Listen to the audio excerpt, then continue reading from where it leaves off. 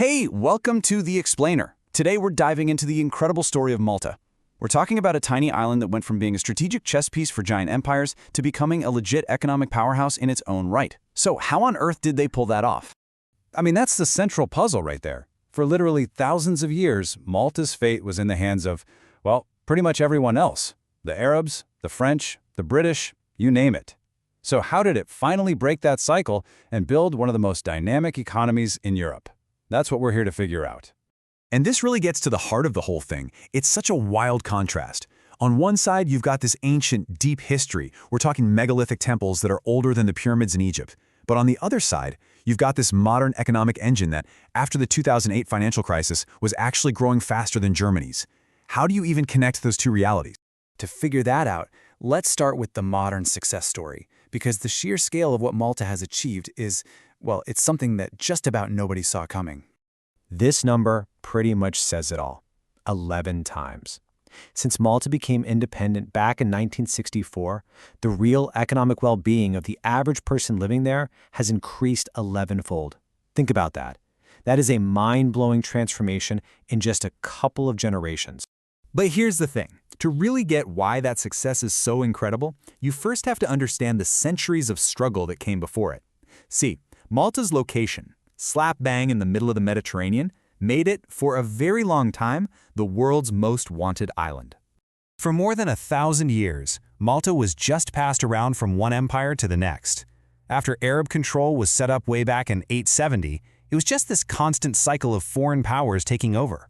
Eventually, that led to a French invasion, which was followed almost immediately by the British showing up, and they would end up staying all the way until independence in 1964. Now, that moment when the British arrived, it's super important, and it's way more complicated than you might think. It brings up this really key question. Were the British invited as liberators, or were they just the next colonizers in a very, very long line? Well, check this out. In 1802, after they rose up against the French, Maltese leaders sent a petition to the British king, and they were very specific. They didn't just ask for help. They said, "We want to be a protectorate, not a colony." They were actively trying to shape their own future, seeking protection without just handing over the keys to the kingdom. And that distinction is just so crucial. A protectorate suggests, a partnership. You get to keep some internal autonomy under the military shield of a bigger power. But a colony? That means complete political control from the outside. The Maltese knew exactly what they were asking for, and more importantly, what they were trying to avoid. But, of course, the reality on the ground was messy. The Maltese needed British help to get rid of Napoleon's forces, especially since the French had anti-Catholic policies that really ticked off the powerful local church. But in the end, they didn't get the protectorate they asked for. In 1813, Malta became a crown colony. And for the next 150 years, the Maltese people never stopped pushing and protesting for the self-government they had wanted right from the start. So, this complicated relationship really defined Malta for the next century and a half. The island's entire identity became wrapped up in the British military. And that connection, it would turn out to be both a lifeline and a massive liability when independence finally came. During World War II, this military role hit its absolute peak. It was known as Fortress Malta, and it was an absolutely critical strategic base for the Allies. The people there endured this brutal, horrific siege, which really cemented the island's reputation as a military stronghold. But see, that military identity created a huge problem down the line.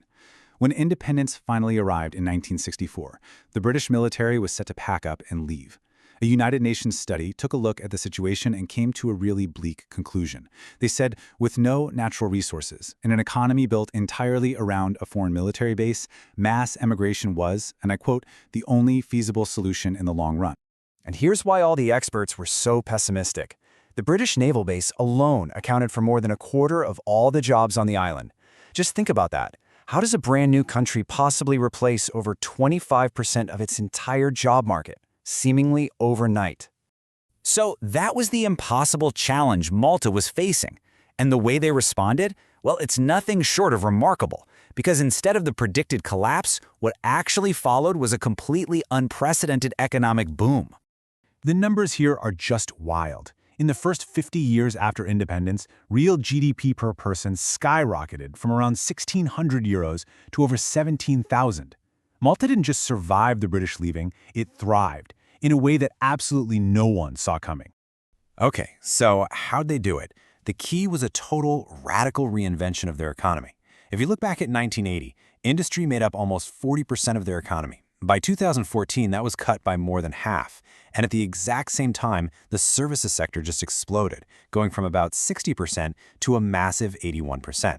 And the result is what you see here, a modern Maltese economy that is just overwhelmingly dominated by services. They didn't just replace the jobs from the naval base, they built an entirely new economic engine from the ground up.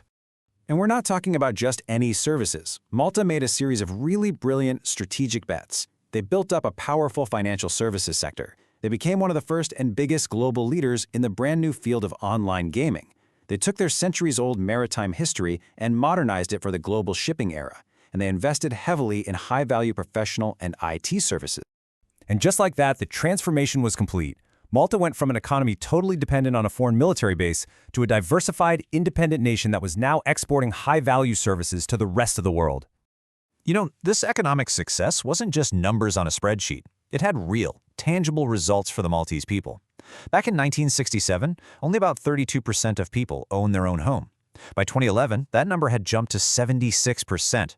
This was the kind of prosperity you could actually see and feel in your own life.